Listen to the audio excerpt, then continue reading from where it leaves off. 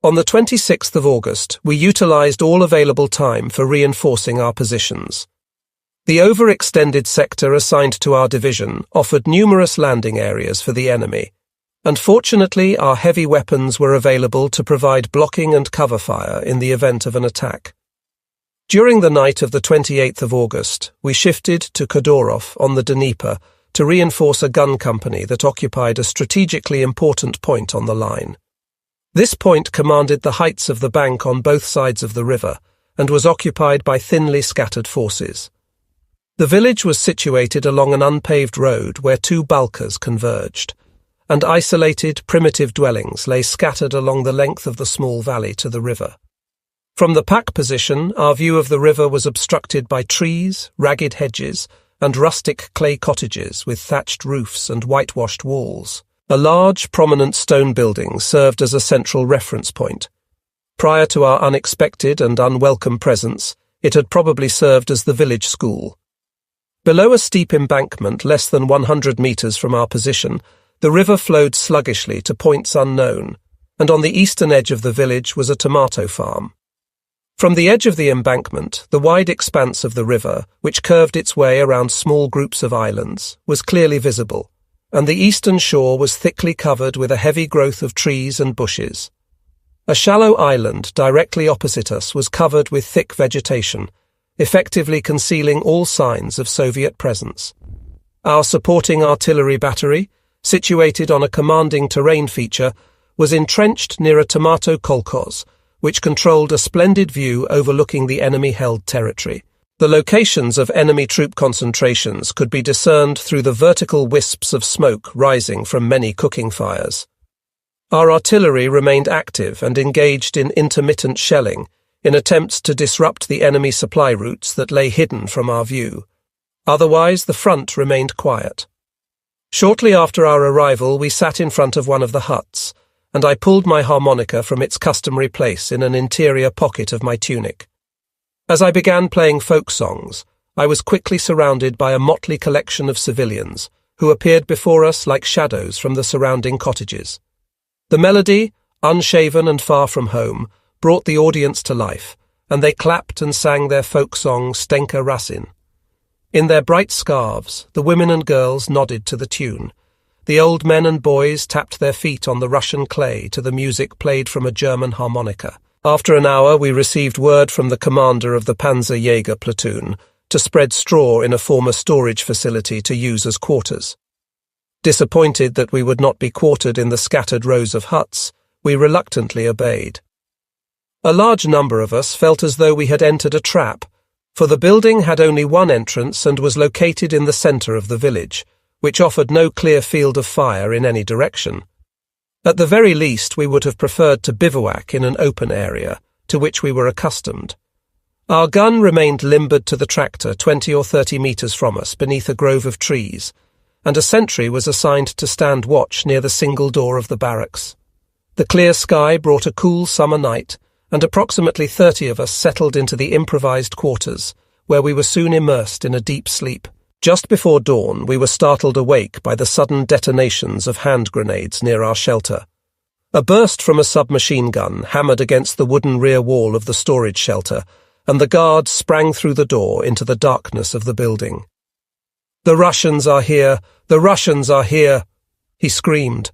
I leaped into my boots, grabbed my equipment and ammunition belt, and scrambled along with Hartmann and several others toward the only exit.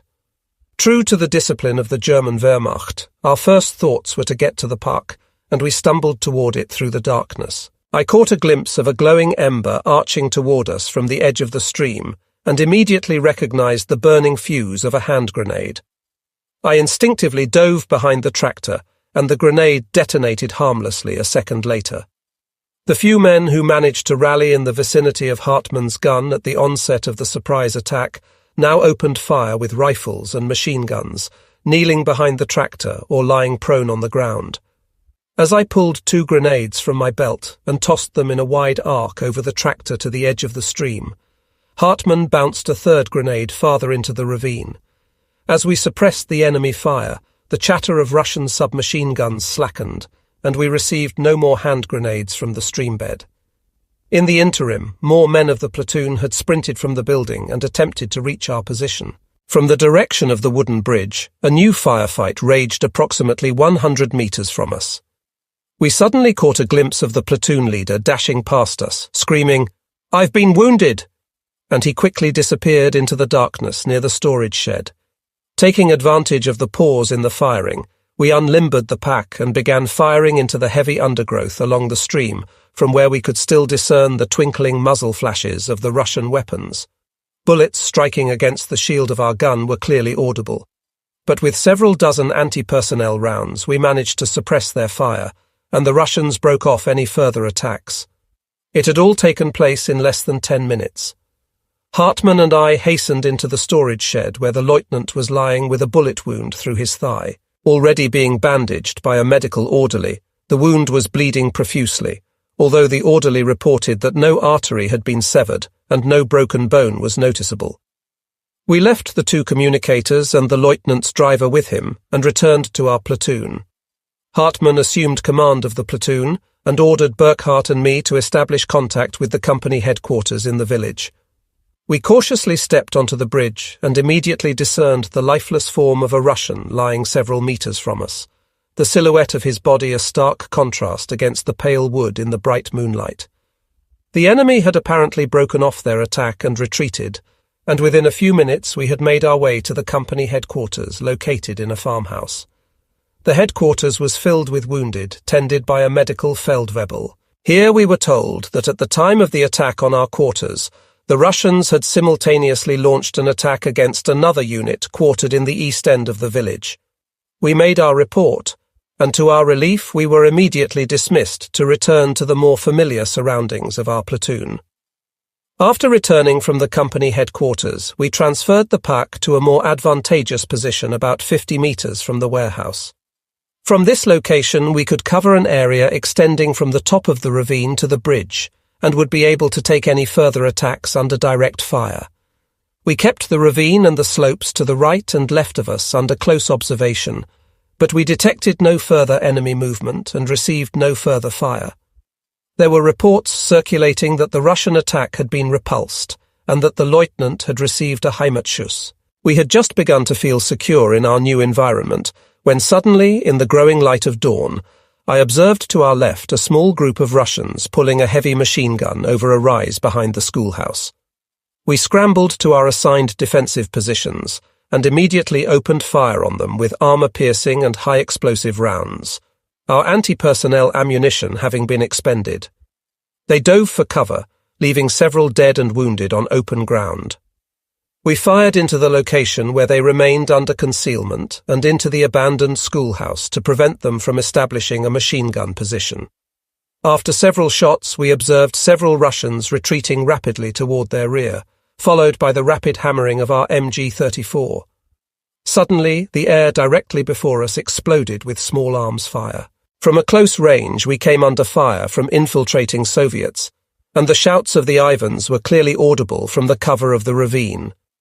Through thick bushes, trees, and small gardens of sunflowers, tomatoes, and bean plants, the enemy again worked their way forward to our position, tossing hand grenades through the air that rolled to within 10 paces from our gun before exploding.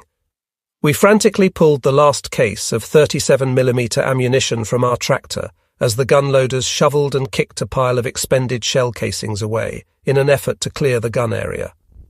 We had only 30 rounds of armor-piercing ammunition remaining, and as I stripped the last clip of rifle ammunition into the magazine of my carbine, a quick check with the others revealed that they had expended theirs as well. Hartmann had only a half magazine of ammunition for his submachine gun remaining. The Russians attempted to push across the road to reach the storage building, and it was clear to all of us that we had to prevent them from reaching their objective at all costs, to avoid being isolated from the remainder of the company, which would mean inevitable annihilation or surrender. At approximately 1,000, the last anti-tank round was fired from the smoking barrel of our pack. In attempts to deny us the use of our gun tractor, the Russians now assaulted the building directly, and soon it had been set ablaze by either tracer fire or Molotov cocktails. Unable to know if there had been enough time for an evacuation of the barracks, We could only hope that the wounded officer had been taken to safety. As we expended the last rounds of ammunition, I removed the bolt from the breech of the pack and tossed it into the undergrowth before joining Hartmann in crawling through one of the ravines leading toward the west. At times, crawling on our stomachs through the underbrush and then scrambling from cover to cover, we were eventually able to reach an excavated cave cut deep into the clay of the ravine. There we discovered a number of the village inhabitants, peering fearfully toward the sound of the fighting with anxious faces. Obviously, the village had been previously warned of the pending attack, and the villagers had crept into the hole to wait out the battle. Ignoring the presence of the terrified civilians, we scrambled to the crest of the ravine. From this higher observation point, we could see the Russians swarming around the storage shed some 300 meters distant. From behind a tree, I took careful aim and squeezed off several shots with my carbine at the figures, and Hartmann suddenly shouted that relief was en route. An infantry company and part of the now dispersed unit that had been positioned next to us had assembled on the western side of the village. Hartmann and I wound our way through the underbrush down to the road, and we observed our company commander careening into the village in his sidecar. Russian artillery rounds could be heard impacting far behind us.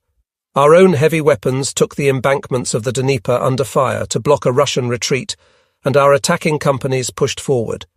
Hardly 30 minutes had passed when, after searching the area, I was able to slide the bolt back into the breech of our gun, and within several hours the enemy had been thrown back into the river through counterattacks. The survivors who were attempting to reach the safety of the east bank with rafts and boats were taken under fire by our artillery. We had repelled an attack by enemy forces 4 to 5 times stronger than our own, and we began the search for the wounded lieutenant. Despite a sweep of the entire area, we were unable to locate him, finding only a blood-stained officer's boot in front of the burned-out storage building. During the search for the officer, we came upon a Russian soldier chewing sunflower seeds in the garden of a nearby straw and mud cottage. Offering no resistance, he raised his hands high in surrender and approached us cautiously, glancing about fearfully and waving his open hands slightly as he neared our position. After a cursory search, he was taken to regimental headquarters for interrogation. The following morning, the rifle company reported the discovery of an unidentified body where the stream met the Dnieper. We later learned from the company commander that the body was indeed that of the lieutenant, who had been executed by a shot in the back of the neck, probably by a political commissar. There was no trace of 2 other missing members of one of the rifle platoons, and most likely they were taken over the Dnieper as prisoners. A Russian medical officer, who was later captured after the encirclement at Kiev, reported that the German prisoners captured in this area had been executed prior to the Soviet capitulation of that city. We later heard reports that during the night of the attack, the village schoolteacher and a young communist member, Olga, both of whom on the previous evening had joined us in singing Stenka Rasin, had slipped through the Balka under cover of darkness to swim across the wide river. On reaching the Soviet positions, they had provided detailed information to the Russian troops on the east bank, outlining our positions and strength before leading a Russian battalion unnoticed over the river and into the Balka. Our quarters were situated near a bridge that provided a passage over this ravine into the village. The war in the east had begun to exhibit its brutality. Nevertheless, none of us could foresee or comprehend that the bitterness and rage of the Russians following the invasion of their country would grow more intense with each passing year. Much of the civilian population was in opposition to this retribution, especially on the southern sector of the Eastern Front, where we were relatively well regarded. Many of the Russian prisoners captured early during the campaign had expressed a strong desire to fight alongside us against Stalin and the Soviet government. As time passed, the communist leadership abandoned the call to sacrifice oneself for communism and sought to make a strong appeal to the inherent patriotism of the people. To defend Mother Russia against the invading fascist intruders became the patriotic duty for everyone, with absolutely no exceptions. Thus, the conflict evolved into a war of the Russian people against the German aggressors, instead of a struggle for survival of the party. Unfortunately, the brutal measures of the Soviets could be compared with the conduct of the German occupiers in the rear areas, far behind the front, Through the excesses that took place against the Russian people, the German soldier became, to the simple Russian, a fighter and supporter for a despised, murderous political institution.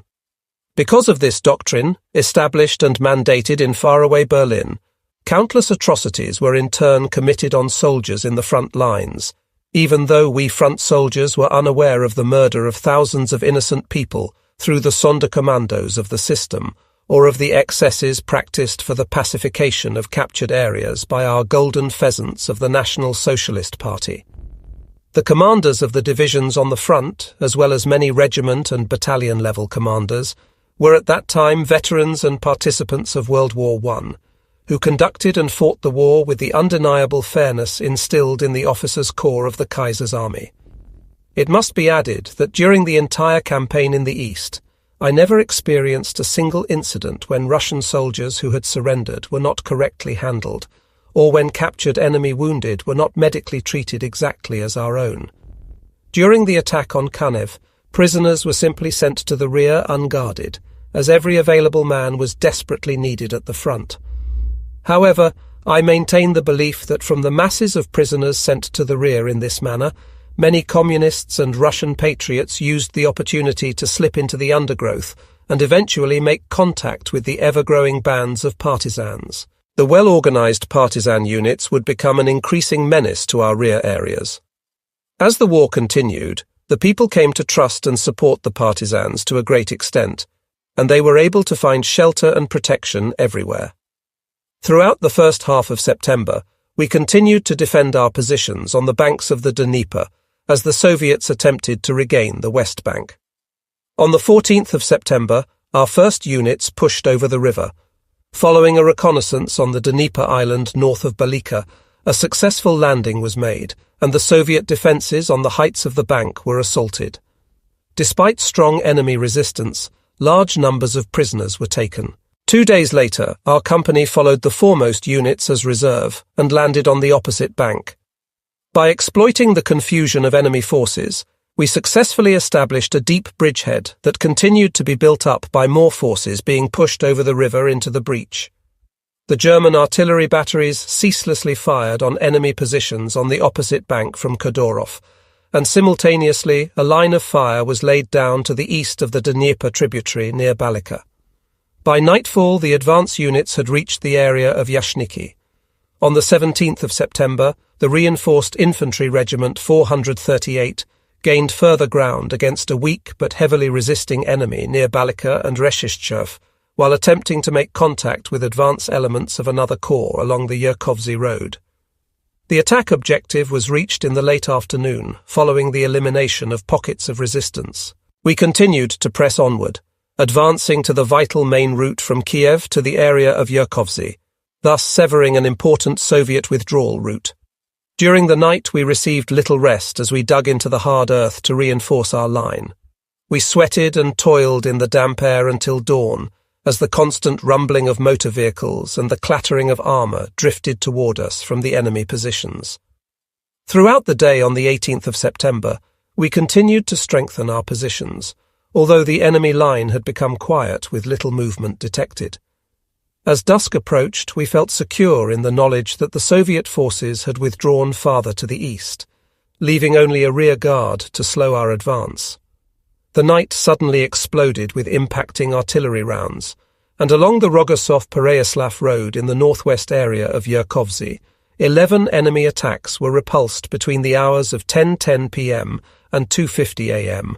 The sunrise bore witness to the effectiveness of our defence, as countless bodies clad in khaki brown could be seen lying in heaps before our positions.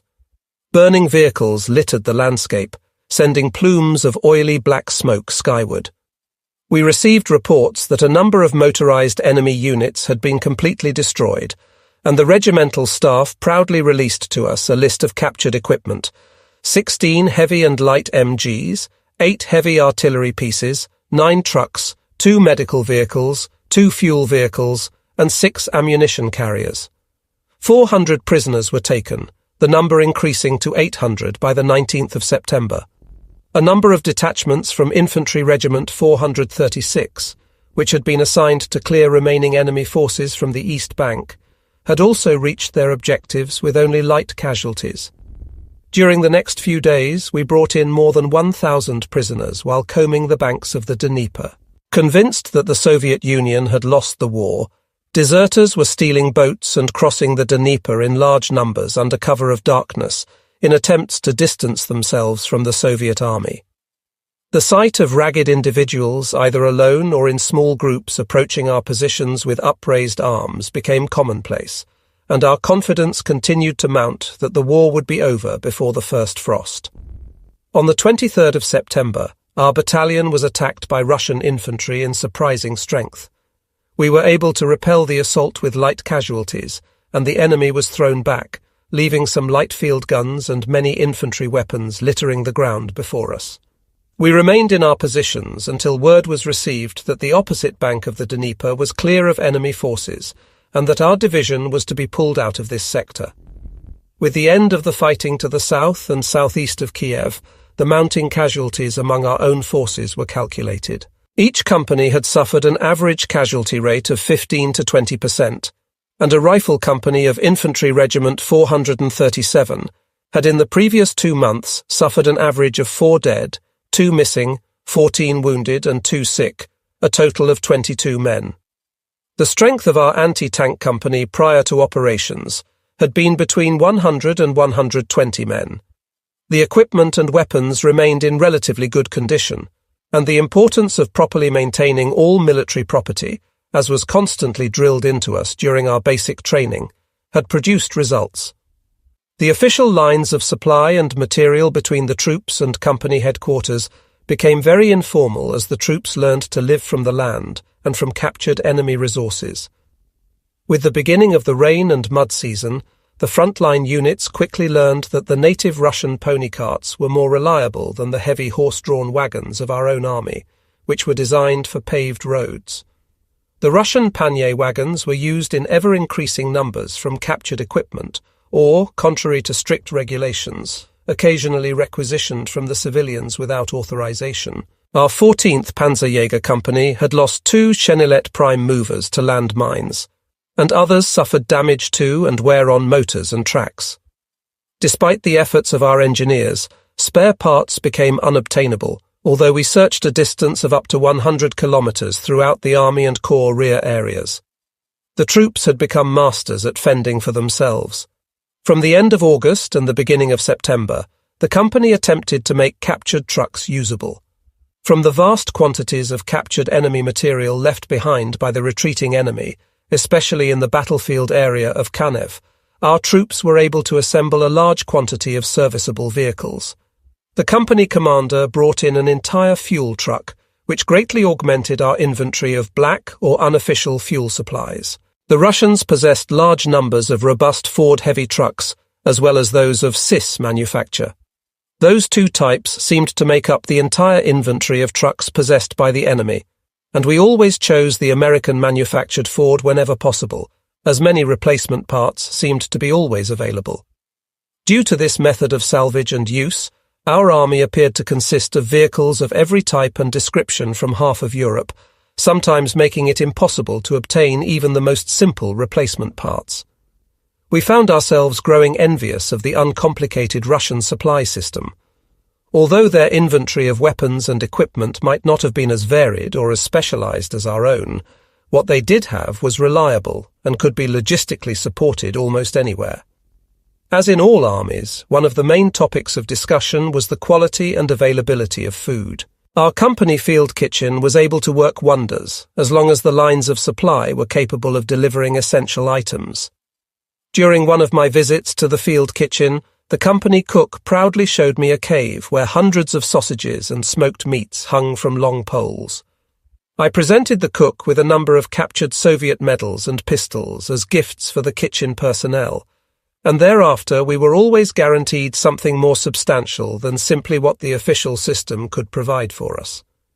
On 25 and the 26th of September, the main body of the division departed the former combat area on the west bank of the Dnieper. Once again, long grey columns wound their way over undulating terrain on the march toward the south.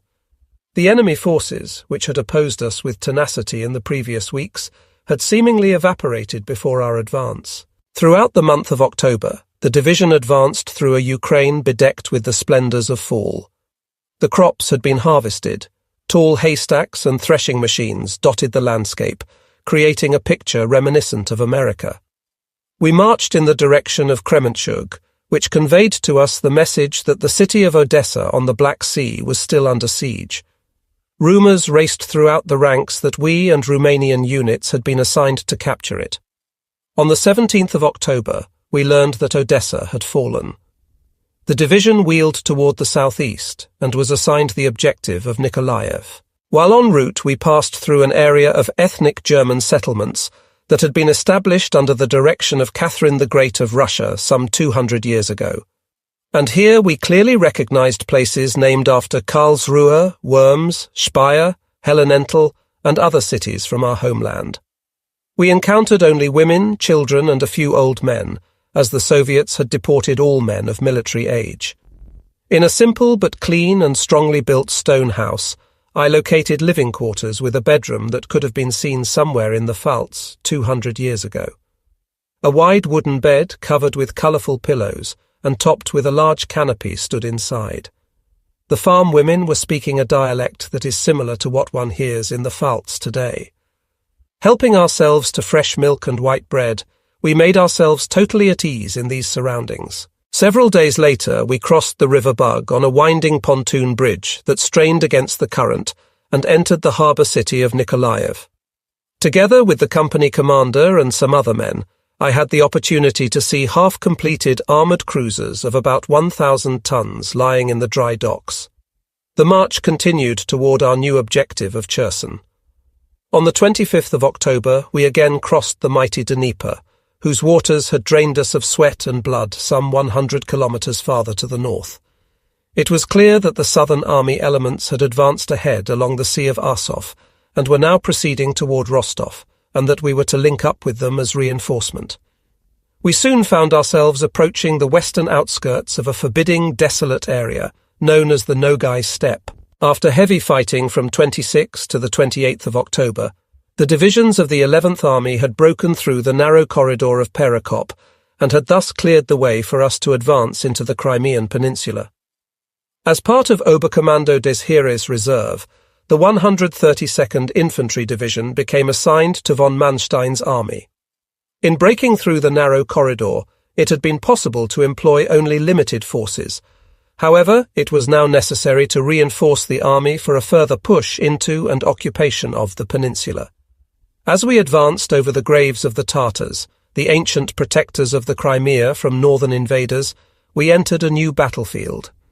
Our division, together with the 50th Infantry Division attached to the 54th Corps, was assigned to pursue the enemy relentlessly toward Bakhchisare Sevastopol.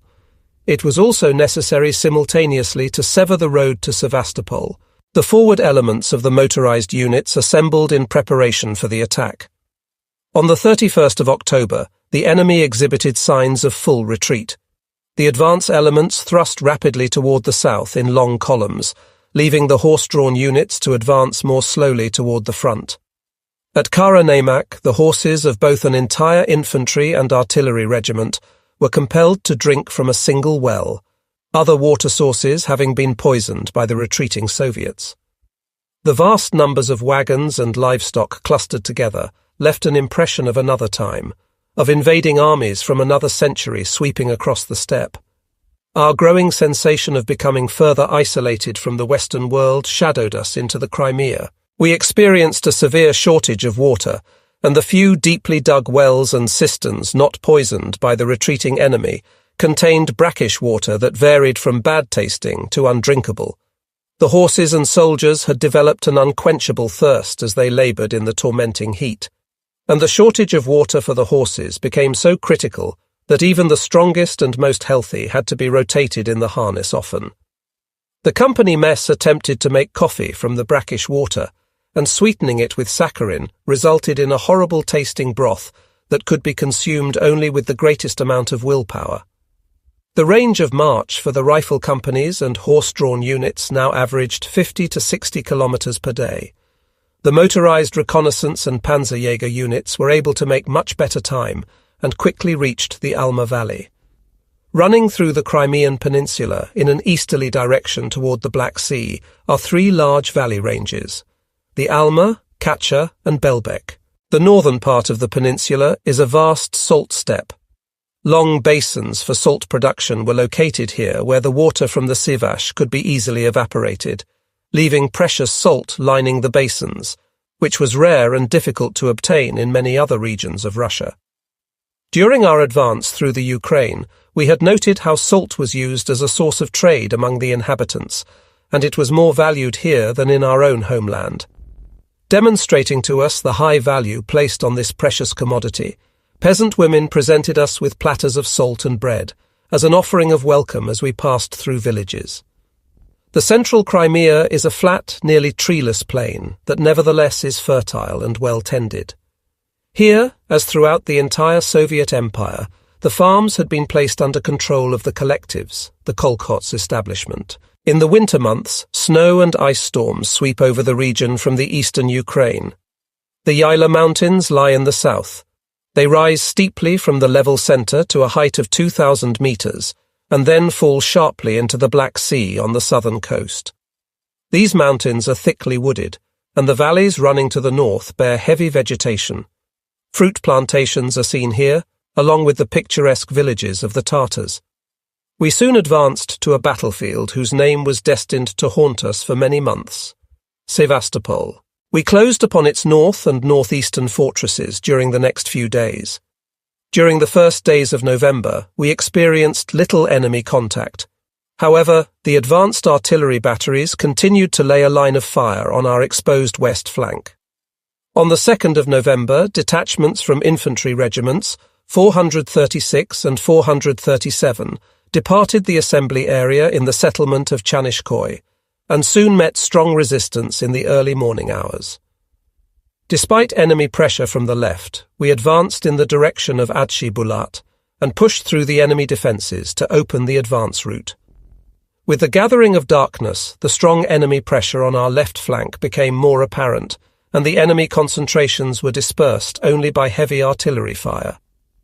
It was rumoured that due to personnel shortages, Russian volunteers from the prisoner of war camps were being used to augment artillery crews. During the night, breakthrough attempts continued to be made by Soviet naval infantry units, and the attacks broke upon our strong defences as the desperate Soviets attempted to push through our lines towards Sevastopol and to the coast.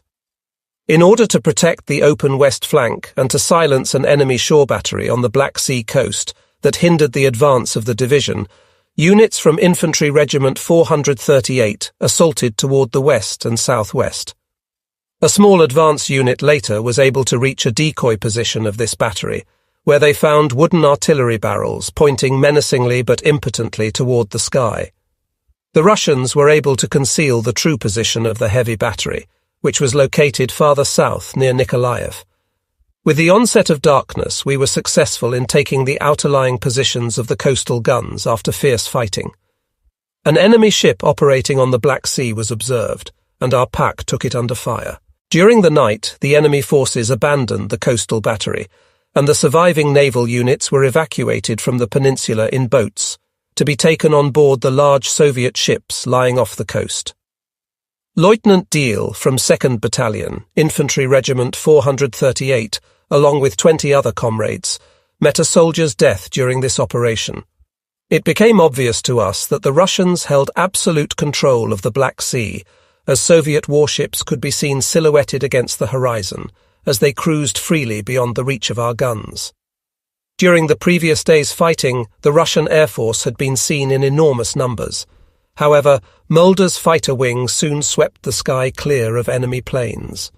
On the 3rd of November, the advance section of my regiment, consisting of units from the motorized 14th Infantry Panzerjäger Company and the 9th Bicycle Company, advanced upon a small Tartar village southwest of Avelshych at midday, where we discovered an abandoned magazine containing Russian supplies, including numerous cases of papyrosi cigarettes. The advance continued along the Kacha Valley. In the rays of a setting sun, the landscape appeared strikingly beautiful, with a narrow road running along a row of poplar trees and between fruit farms. From a distance of about 1,500 meters, we could observe attractive small Tartar houses with wooden porches and low roofs sprinkled among the valleys and along crests of the hills. As we approached the edge of the settlement, the point element came under strong enemy fire, and I immediately opened fire with my pack on a yet unseen enemy in and among the houses. Under cover fire from our gun, the officer in charge of the 9th Company moved forward. Small arms fire began to slam into the house wall behind us, leaving whirling clouds of dust as the bullets pockmarked the mud-coloured buildings near our gun position. Our company commander continued to stand unshaken through the chaos, ignoring the rounds striking the wall behind him, while we lay flat or cowered behind the steel shield of the park. Through the deafening explosions of the hammering machine guns, I could hear the high-pitched screaming of a wounded soldier, and someone began shouting, "Stomach wound!" The nearest machine gun fired almost continually as the gunner emptied the barrel at swiftly moving targets. We continued to concentrate upon loading and firing at the distant figures scrambling between the houses, and the machine gun followed the enemy movements. We attempted to give the impression that we were here in regimental force, and not just a weak advance element with only a rifle company and 2 anti-tank guns. The ruse was successful, and we observed a number of Soviet soldiers, dressed in flowing dark blue navy overcoats, withdrawing along the valley floor toward the west to the sea. The wounded lancer was lying a few steps behind us on the edge of the road, his upturned helmet a few feet beyond where he lay. A medical assistant knelt alongside him and unbuttoned his dust-caked tunic to bandage the wound. Within seconds, the soldier's screams for help had become unintelligible mumbles as he lay in the dirt. His feverish eyes appeared wide with astonishment against his chalk-white face, and he stared forward into blackness as the shadow of death quickly settled upon him. The medic removed the watch from the soldier's lifeless arm and quickly began gathering personal effects from within the pockets of the ragged, blood-caked uniform. We turned away and busied ourselves with our own thoughts and responsibilities. The thoughts of those gathered nearby remained deeply personal, and one could not escape feeling an intense pity for our brother in the grey tunic who had been struck. Yet with these thoughts, each man turned to concentrate upon himself, about how he could be the next to fall, the next to meet his destiny in Russia. We became at times possessed by these thoughts, as helpless against them as against the death that had quickly enveloped our brother soldier. Thus began the realization that we were being consumed by this foreign land. One would hesitate and attempt to suppress these thoughts deep within oneself. During the fighting, these suppressed emotions became entangled with every nerve and were strained to the breaking point through the repeated experience of indescribable terror.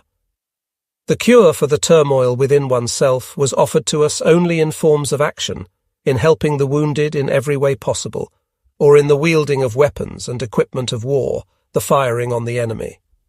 The infantrymen became consumed with a remorseless, ever-increasing rage, and the fevered minds could concentrate only on revenging fallen comrades, to kill the enemy, and to destroy. The highest degrees of rage would grow to suicidal levels, so near together lie fear and courage. During hours of calm, we would sometimes discuss the impact on our lives of living with daily deprivation and danger, and the general consensus reached was that simple men of robust nature often dealt with the situation more effectively, with less personal stress, than do men who are usually considered to be intelligent or sensitive. There exist, however, no rules to guide this philosophy, and it remains inherent upon the momentary situation, which never duplicates itself as every situation in war is different, and the constitution of the fighter changes with time and experience as well. It is often said that one becomes accustomed to it. One may become accustomed to the threat or constant presence of death. However, throughout the long years of the Russian campaign, helplessly witnessing the badly wounded soldiers in their agony always profoundly affected me far more than when a comrade met an immediate and painless death. He had met his death and was gone, but the cries of the wounded, of our own as well as those of the enemy lying alone between the lines, are often heard long after the guns are silent. In the dim light of an early November sunrise, I sat on the gun carriage of the pack on guard duty, when suddenly the crack of rifle shots and bursts of submachine gun fire exploded from very close range, the shots flying over and behind me. I sprang from the carriage and spun around to see a large number of Russians, no more than 50 paces behind my position, moving quickly among the fruit trees. I was immediately engulfed by an ice-cold sensation as I realized our small unit was cut off from our company. Throwing myself to the ground between the gun limbers, I nervously pulled the stock of my carbine to my cheek, took aim at one of the shadowy figures, and squeezed the trigger. The light rifle recoiled with the shot, and the paralyzing fear immediately melted from me. As I worked another round into the chamber of the bolt-action carbine, our machine gun crew, alerted by the burst of gunfire, scrambled to their gun and frantically swung the cone-shaped muzzle to our rear. Within seconds, they were raking the undergrowth among the trees with a sweeping enfilade. My pack crew tumbled from beneath the shelter quarters and raced to my position at the gun. However, it was impossible for us to bring the gun into action without endangering our own forces by the direct fire. The Russians had succeeded in filtering between us and the Tartar houses, where the troops of the 9th and 14th Companies were quartered, and we could see the company troops storming from the houses in the distance as they were alerted by the racing gunfire. A firefight quickly developed among the fruit groves as the Soviets brought a withering fire to bear on our position, and they in turn were taken under fire from our main body of troops. As our forces brought heavier fire on the enemy from both directions, the enemy assault unit was effectively destroyed, and those Soviets not killed by the hail of gunfire were taken prisoner. Prisoner interrogations revealed that the enemy force was part of the unit that had attempted to reach the coast through our lines during the previous day. The prisoners were clothed in navy blue uniforms, which appeared to be recently issued and were still immaculately clean.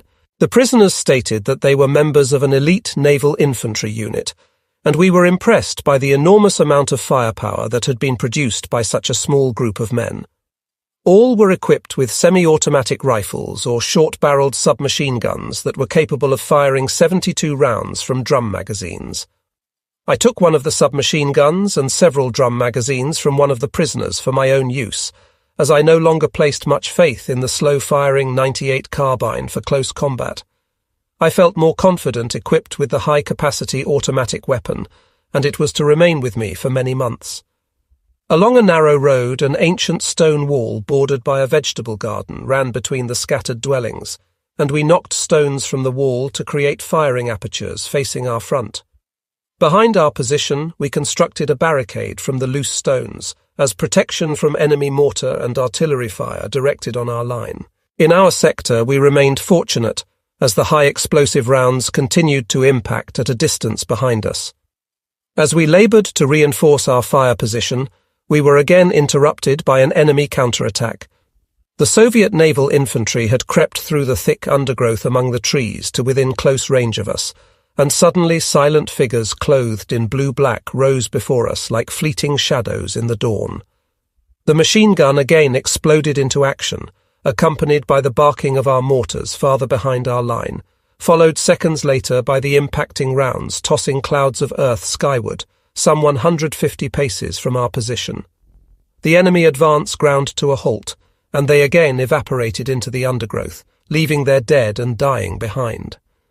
While sweeping the area, we came upon an unwounded Russian who had become disoriented, lying behind a ragged tree stump 50 meters from our gun position.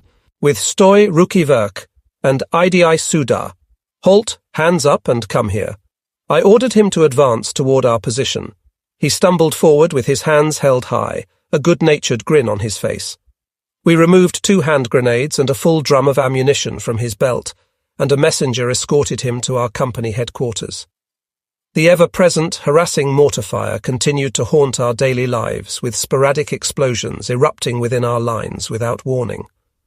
On one occasion, while searching the terrain features opposite us through field glasses, our company commander suddenly stumbled backward, his arms folded across his chest with both lacerated hands held high, blood spurting from open wounds and pouring over his sleeves. A razor-sharp mortar fragment had sliced through the glasses and cleanly severed some of the fingers from both hands.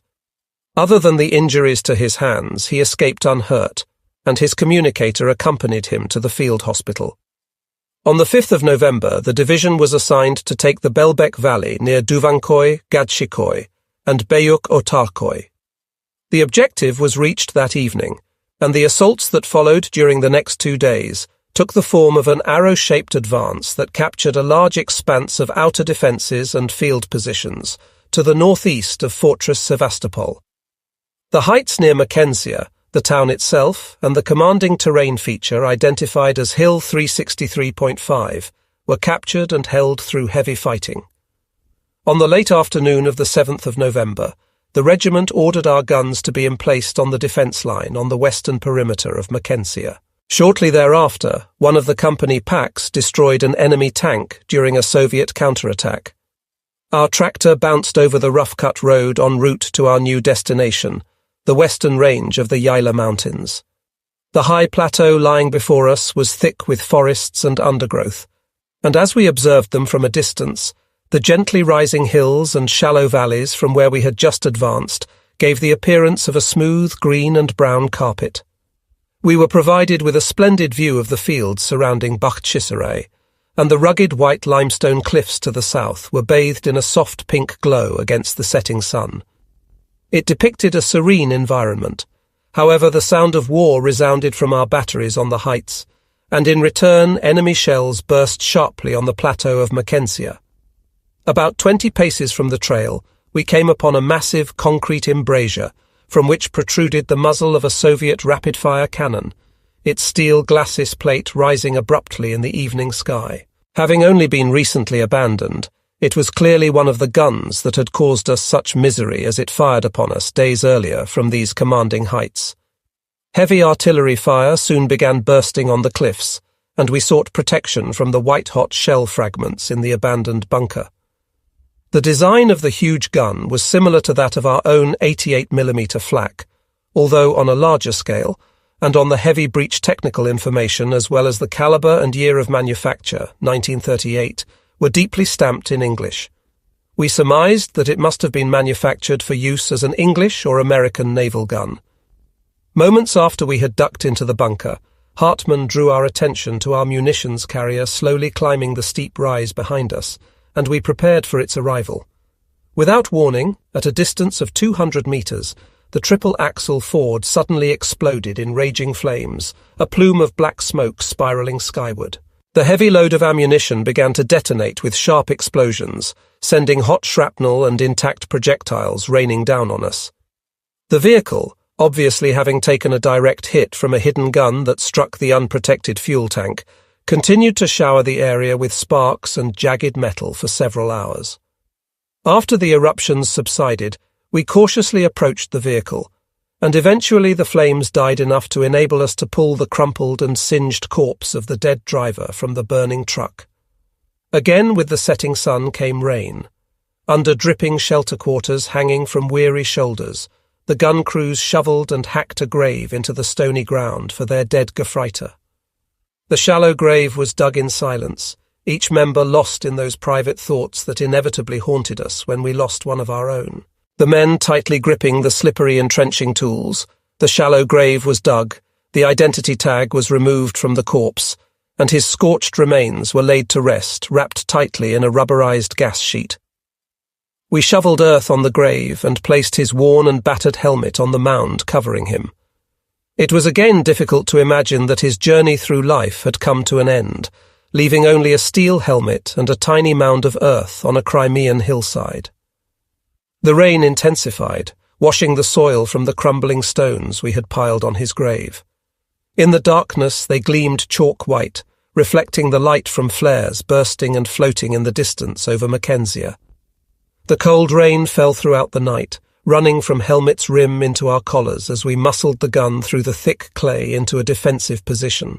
As dawn began to break against the horizon, we shared hot ersatz coffee with a sentry manning a machine gun position, while he advised us of the strong Soviet counterattacks that had taken place in this sector throughout the previous days.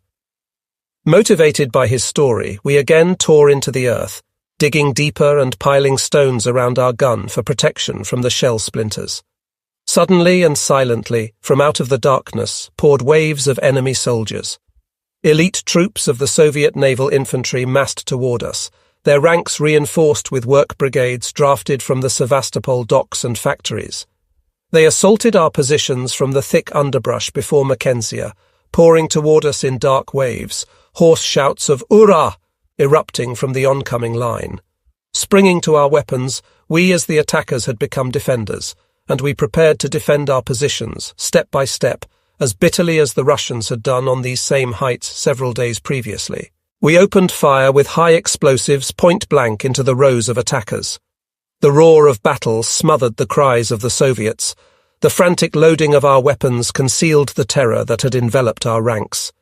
The heavy machine gun nearby burned belt after belt of gleaming ammunition through the feed tray, spent cartridges pouring from the hot receiver in an endless stream.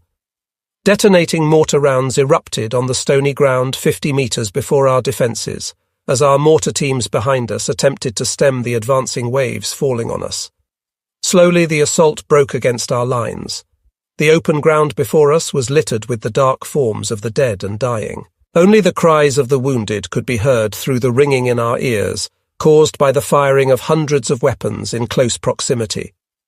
The early pre-dawn air remained heavy and almost asphyxiating from bitter cordite fumes, and through the smoke and dust we could vaguely see the forms of wounded enemy soldiers thrashing in agony before our positions. Within minutes we again faced another onslaught, and the sun climbed above the horizon to reveal the full horror of the battlefield. Pushed to hatred and thirst for blood through liberal rations of vodka, the Russians staggered and reeled ahead of the threatening pistols wielded by their commissars, their loud screams of "Hurrah!" again lost in the deafening roar of exploding weapons. Over the din I heard the machine gunner cry, "I can't just keep on killing," as he squeezed the trigger and held it tightly, sending a stream of bullets from the smoking machine gun barrel into the masses of attackers. Our pack projectiles screamed and tore holes in the collapsing ranks. This attack ground to a halt hardly 50 paces from the muzzle of our gun.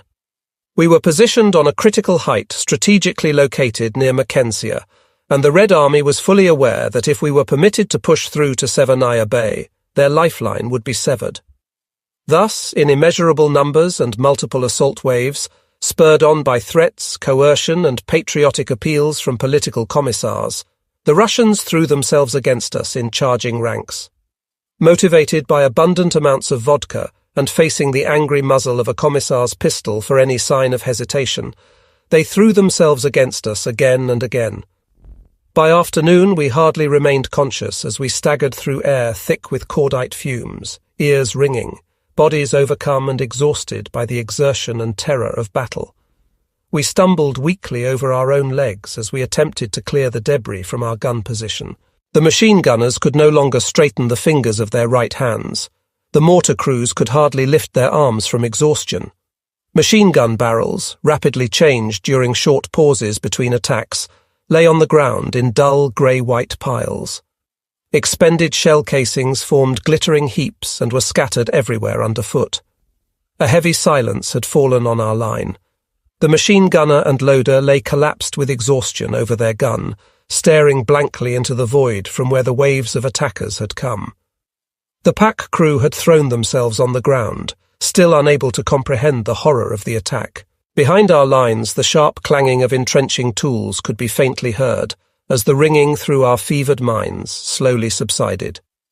I recalled a story of how some defenders of a fortress during the Middle Ages stacked the dead in rows to be used as emergency defences. Now a comparison came to mind. Dead and wounded Russians lay entangled and thickly scattered before our positions. The heavy underbrush that had protected their advance was shredded and torn by thousands of bullets and shell splinters. With the setting sun, we welcomed the protection of darkness. Throughout the night, the screams of the wounded Russians lying in the no-man's land before our lines continued to haunt us. We strengthened our position and laboured under crates of ammunition. We observed no attempts by the Soviets to recover their wounded, either surreptitiously or under protection of a white flag. Sleep was impossible. Before our battalion sector, hundreds of enemy dead had hurriedly been counted at the risk of drawing sniper fire. Long afterward, I could still hear the words of the machine gunner in my sleep. "I just can't keep killing." Miraculously, my pack crew had suffered no casualties, although the battalion had suffered numerous losses. The Soviet waves had succeeded in penetrating a section of our line before being thrown back in hand-to-hand fighting. That evening, as we drew munitions and rations from headquarters, we found ourselves passing near the field medical station, and now with screams from our own wounded ringing in our ears, we attempted to stumble onward. Through the darkness, we followed a pair of stretcher-bearers as they wound by shell craters filled with muddy water. We passed rows of our own dead, wrapped in shelter quarters, waiting for their last journey toward the rear on the pony carts. On this night, however, they had to wait before embarking on their final journey with the German army, as the wounded had transport priority. We could see a young staff surgeon bent over an inert form, working endlessly, assisted by medical NCOs, sleeves rolled up in the dim light of field lanterns. The shelter quarters hung heavy with rain, stretched over the earthworks filled with wounded, and in the yellow light of a hissing lantern, tetanus and morphine shots were administered. Lung wounds were tightly bandaged, arteries were clamped, limbs were wrapped, and shattered bones were set. Our wounded were laid in rows on piles of straw, evacuation tags hanging from their tunics. In filthy, torn uniforms, wrapped with blood-soaked bandages, they filled the air with a confusing mixture of screams, groans, whimpers, and stony silence as they awaited their journey to an unknown destination. In small groups, they were transported to the rear on the pony carts. A bad wound was psychologically shocking to a lancer, regardless of how strong and courageous he may have been, and he would be quickly traumatized by what had smitten him. Overtaken by a feeling of helplessness, he found himself no longer the fighter, but a man at the total mercy of his comrades. Our only thoughts were to flee this nightmare, to escape from this place of filth, misery, and death, far away where no shells would fall. We hastened forward and returned to the familiar comfort of our gun, leaving the suffering behind us.